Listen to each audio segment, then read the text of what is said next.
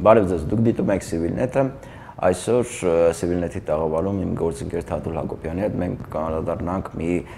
շատ հետաքրքիր քաղաքական կատեգորիայի, ինչպիսին է հաճախորդների ինստիտուտը, արդեն կարող ենք ասել, որ այս նորանկախ Հայաստանի պատմության ընթացքում բավականին այսպես կայացած գործոն է դարձել հաճախորդների ինստիտուտը, որոնց օգտագործում են հիմնականում նախընտրական եւ հետընտրական շրջաններում։ Տպավորություն է, որ նոր երևույթ է, բայց հիմա Թաթուլը կօգնի ինձ հասկանալու, թե ինչքանով է նոր։ Թաթուլ, բարև, նախ եթե շատ չխորանանք պատմության չհասնենք 96-98 թվականներ, ապա տպավորություն է, որ հաճախորդների ինստիտուտի այսպես գագաթնակետը, օգտագործման գագաթնակետը դա 2008 թվականի այդ նախընտրական հետընտրական շրջանում հիմնականում օրինաց երկիր կուսակցության գործունեության պայմանավորված էր։ Իսկ 96 թվականին, 99 թվականին ինչպես է դա եղել։ Եվ արդյոք եղել է, միգուցե նոր երևույթ է։ Մենք երբ որ խոսում ենք ձեր նշած այդ հաճախորդների ինստիտուտի մասին, ասեմ, որ տերմինը մերը չէ, տերմինը, եթե չեմ սխալվում, օգտագործել է Սերժ Սարգսյանը։ Այո, հեղինակային իրավունքները Սարգսյանը ժամանակին օգտագործել է, չեմ հիշում կոնկրետ ինչ դեպքի համար, կարծեմ հենց Արթուր Բաղդասարյանի դեպքի համար եւ մենք կարող ենք ասել, որ հիմնականում այս ինստիտուտը, ինչպես դուք նշեցիք, օգտագործվում է հիմնականում նախագահական ընտրությունների ժամանակ, 2013-ին դա չօգտագործվեց գրեթե, որովհետեւ որևէ մեկի մոտ կասկած չկար, որ Սերժ Սարգսյանը հանգիստ պայմաններում առանց կեղծելու հաղթելու է, բայց պարզվեց, որ այդքան էլ այդպես չի եւ շատ իշխանություններ այսպես մարդ չդրեցին, որպեսզի ընդդիմադիր ձայներ տանի, թեև նաեւ նշվում էր, որ այդ դերակատարությունը պետք է կատարի Հրանտ Բագրատյանը, բայց չխորանանք, Բագրատյանը շատ քիչ տոկոսներ հավաքեց։ 2008-ին այո, հիմնականում ընդդիմադիր հանդես եկողը, բացի Լևոն Տեր-Պետրոսյանից, Արթուր Բաղդասարյանն էր, որը միանգամից գնաց եւ Սերժ Սարգսյանի հետ շամպայնի բաժակ բարձրացրեց եւ հենց այդտեղ էլ Սերժ Սարգսյանը դրանից հետո ասես մենք լավ ենք ճանաչում մեր հաճախորդներին, եթե չեմ սխալվում, հենց այդ ժամանակ օգտագործեց։ Դրանից առաջ 2003 թվականին շատ լավ օգտագործվել էր Արտաշես Գեղամյանը, բայց այն ժամանակ հաճախորդ բառը չօգտագործվեց։ Այն ժամանակ նախկին ազգային ժողովի նախագահ Բաբկեն Արարքցյանը նրան անվանեց ական։ Եվ բոլորը մտածում են, որ իրոք Արտաշես Գեղամյանը ընդդիմադիր է, բայց հետագայում պարզվեց, որ նա հստակ կատարել է խաղի կանոններ իշխանությունների գծած եւ նա դուրս էր եկել մրցապայքարի, որպեսզի տանի Ստեփան Դեմիրճյանի ձայները, այն ժամանակ Ստեփան Դեմիրճյանն ու Ռոբերտ Քոչարյանն էին պայքարում։ 98 թվականին այդ դերակատարությունը ասվում է, որ վերապահվել էր Վազգեն Մանուկյանին, որովհետեւ նա 96-ի նախագահական ընտրություններում փաստացի հաղթել էր, բայց չկարողացավ նախագահ դառնել Լևոն Տեր-Պետրոսյան եւ ասում է, որ Վազգեն Մանուկյանը մնաց ընտրապայքարում, որպիսի ձայներ տանի Կարեն Դեմիրճյանից, որտեղ այն ժամանակ Կարեն Դեմիրճյանը այսպես կարոտախտը մարդկանց տանում էր, ձգում էր դեպի բավականին մեծ վարկանիշ ուներ, այո։ Նաև 96 թվականին է հավանաբար օգտագործվել նախագահական ընտրություններում ու եւ հավանաբար մենք կարող ենք իհարկե սա բավականին թեական ասել, կոմունիստներն օգտագործվեցին, որպեսզի ձայներ ընդդիմադիր ձայներ տանեն կոմունիստները հօգուտ Լևոն Տեր-Պետրոսյանի եւ ի վնաս Վազգեն Մանուկյանի։ Ես մի կարճ փոքր ուզում եմ մի բան էլ ասել, սա կապված չէ ականների կամ ինչպես դուք նշեցիք դերենիկ հաճախորդների ինստիտուտի հետ, դա կապված է թե ինչպես տպավորություն ստեղծել, ավելի ճիշտ ոչ թե տպավորություն, թե ինչպես ընտրություններում չթողնել, որպեսզի ընդդիմությունը ձայներ հավաքի։ Եվ առաջին լրջագույն ձևով այդ մեխանիզմը առաջին անգամ օգտագործեց Վանո Սիրադեղյանը 95 թվականի ազգային ժողովի առաջին ընտրություններում, երբ որ ստեղծվեց կանանց Շամիրան միավորումը, որը փաստորեն գրավեց երկրորդ տեղը։ Եվ այդ խմբակցությունը, որը որևէ մեկին հայտնի չէր, ուներ մոտավորապես համարյա այնքան պատգամավորներ, ինչքան այն ժամանակվա ամբողջ ընդդիմություն, իսկ այն ժամանակվա ընդդիմությունն ովքեր են, ԱԺՄ-ն էր, ԱԻՄ-ն էր Բավական հեղինակություն ունեցող, այնպես որ այո, սա միշտ էլ օգտագործվել է, բայց ես նաև ուզում եմ ասել, որ սա զուտ հայկական երևույթ չէ, սա օգտագործվել է ու շատ լավ ձևով օգտագործվել է 96 թվականի Ռուսաստանի նախագահական ընտրություններում, երբ որ մրցասպարեզ նետվեց Լեբեդը, գեներալ Լեբեդը, որը ձայներ տարավ կոմունիստներից եւ ապահովեց Բորիս Ելցինի հաղթանակը, թեև Ելցինը նույնպես միգուցե սա արտահայտված ձևով բնորոշ է նախկին ԱՊՀ ներկայիս ԱՊՀ նախկին Սովետ միության երկրներին, բայց կարծում եմ ժողովրդավարական զարգացած երկրներում եւս օգտագործում է վստահաբար օգտագործում այս քաղաքական տեխնոլոգիան, բայց մեր մոտ ինչով է հետաքրքիր, որ բացահայտ արդեն բոլորը գիտեն ով է, սակայն նրանք շարունակում են մնալ քաղաքականության մեջ։ Այդ դա ֆենոմեն է։ Միգուցե մեր ընկալումները, մեր գնահատականները ազնիվ քաղաքական գործիչների մի քիչ աղճատված են։ Ինչու եմ ասում, օրինակ մենք շատ նորմալ ենք վերաբերվում հասարակությունը Կաշառակերպ պաշտոնյային, գիտենալով, որ նա կաշառք է վերցնում եւ զբաղված է, ասենք, պետական թալանով, շատ նորմալ վերաբերմունք կա այդ մարդու նկատմամբ, շատ նորմալ ենք վերաբերվում ընտրակեղծարարներին, որոնք շատ դեպքերում, ասենք, դպրոցների ուսուցիչներն են, եւ միգուցե այս տեղից ելնելով նաև նորմալ ենք վերաբերվում քաղաքական հաճախորդներին, ովքեր զբաղվում են քաղաքական կոռուպցիայով։ Այստեղ ինչ է, հոգեբանական ընկալման խնդիր է։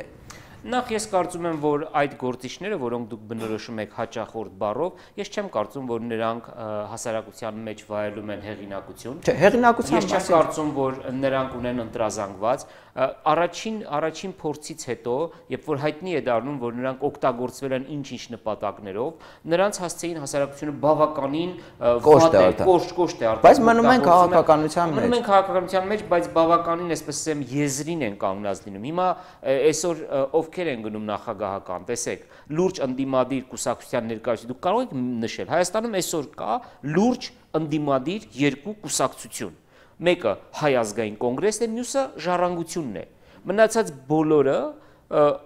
Ժառանգությունից կամ Հայ ազգային կոնգրեսից վերջի օրերին, վերջի շրջանում պոկված անհատներ են, որոնք գնում են ձեռք են սեղմում Սերժ Սարգսյանին, եւ սա չի կարելի համարել քաղաքական աղանդներ, հա, եւ սա չի կարելի համարել, որ նրանք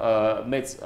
վստահություն են։ Հիմա վերջին դեպքը Հրանտ Բագրատյանը, ես չեմ կարծում, որ Հրանտ Բագրատյանը, այսպես ասեմ, շատ հեղինակություն է, համենայն դեպս նախագահական ընտրություններում նա բավականին քիչ ձայներ հավաքեց։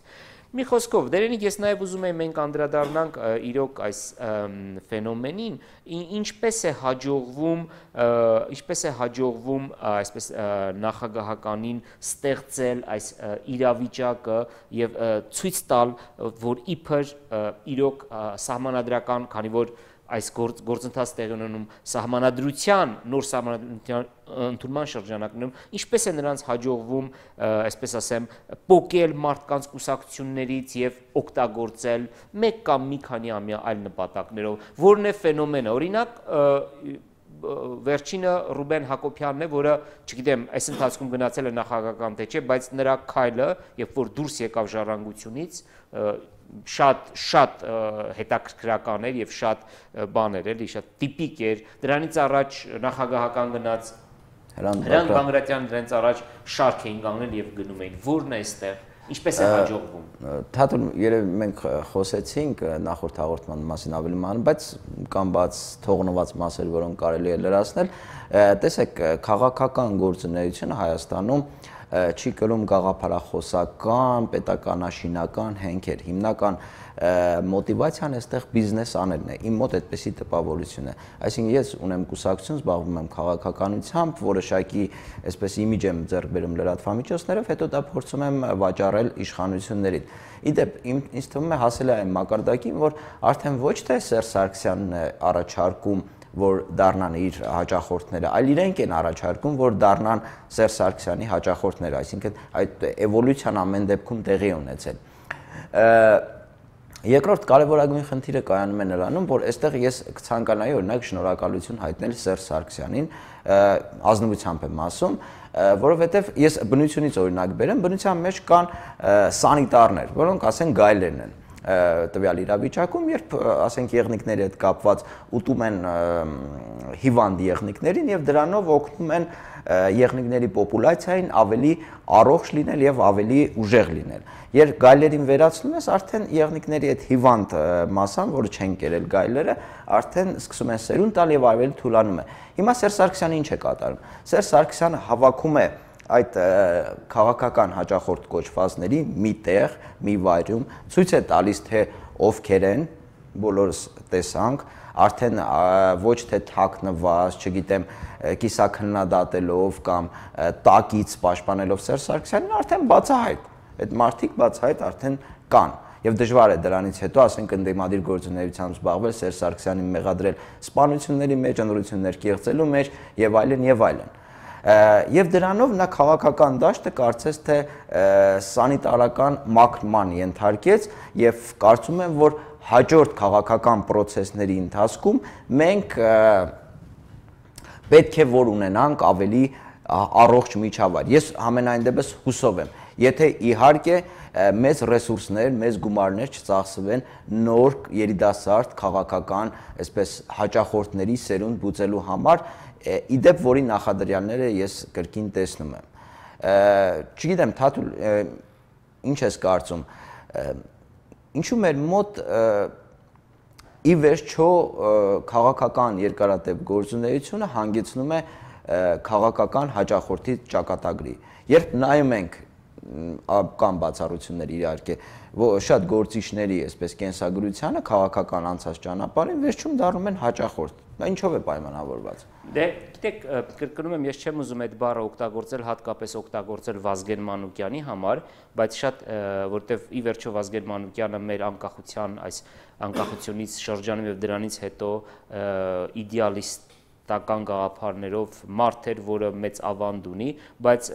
նրա եւ նրա կուսակցության այդ քայքայումը ձեր ասացի ապացույցներ եւ ի վերջո Վազգեն Մանուկյանը եւս այդքան պայքարեց ընդդեմ իշխանությունների այդ տասնյակ տարիներ, 10 տարուց ավել որպես ընդդիմադիր գործիչ, բայց ի վերջո համաձայնվեց զբաղեցնել մի պաշտոն, որևէ բան չի։ Կարծում եմ սկզբնական շրջանում նա շատ ազնվորեն էլ պայքարել է իշխանությունների։ Այո, ես կարծում եմ, որ այստեղ ամեն ինչ պայմանավորված է ընտրական մեխանիզմի բացակայությամբ։ Գիտեք, երբ որ կուսակցական գործիչները պայքարում են եւ տեսնում են, որ դրանով որևէ բան չի որոշվում, այսինքն Հայաստանում իշխանափոխությունը չի կատարվում կամ խորհրդարանը չի ձևավորվում ընտրությունների արդյունքում, նրանք այլ անելու բան չեն ունենա, կոպիտ բառ ասեմ, քան այսպես ժողովրդի շրջանում օգտագործում է, չէ, շանից մազ պոկել։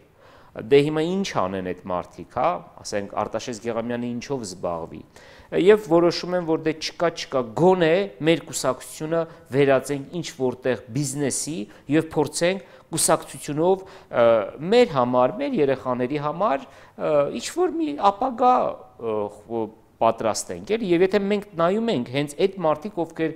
գնում եւ ձեռք են սեղմում իշխանություններին, օրվա նախագահին, նրանց որդիները ինչ որ տեղերում անպայման որոշակի պաշտոններ են զբաղվում։ Այսինքն սա զուտ վերածվել է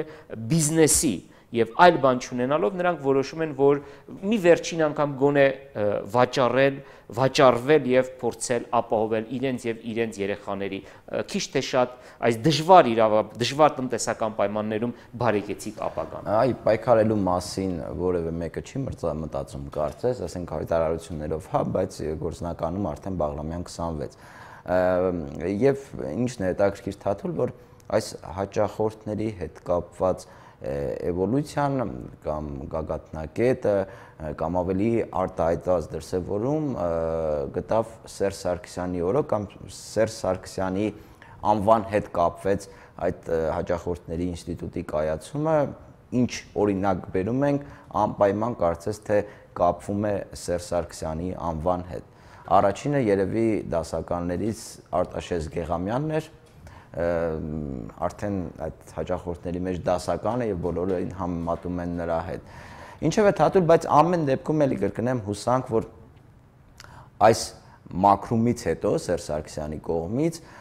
մենք առաջիկայում կունենանք ավելի առողջ քաղաքական դաշտ, ամեն դեպքում հուսանք, որ այդպես կլինի։ Շնորհակալություն, հետևեք Civilnet-ին, մենք փորձենք անդրադառնալ այսպես կարևոր քաղաքական իրադարձություններին։